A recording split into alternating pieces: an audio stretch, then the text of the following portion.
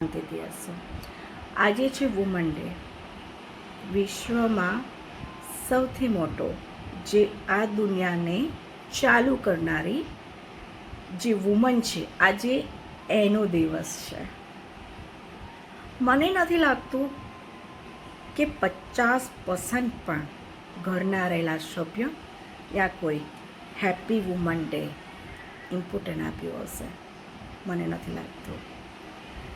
જન્મથી લઈને મા બાપની સેવા, મા બાપનું ટેન્શન કરનારી, ભાઈનો સંબંધ સાચવવાથી, લગ્ન થવાથી પતિની સાસુ અને સસરા, જેઠ અને જેઠાણી, તબક્કો આવે છે બાળકો આવ્યા પછી ફૂલ જવાબદારી કે વુમન છે એટલે ફૂલ જવાબદારી. મોટા કરવા, ભણાવવા, બધું જ જવાબદારી એના ખભા ઉપર. એ છે વુમન. એની જાત ઘસી નાખે છે, એના હાથ ઘસી નાખે છે, એનું આયકું ઘસી નાખે છે. એ છે વુમન.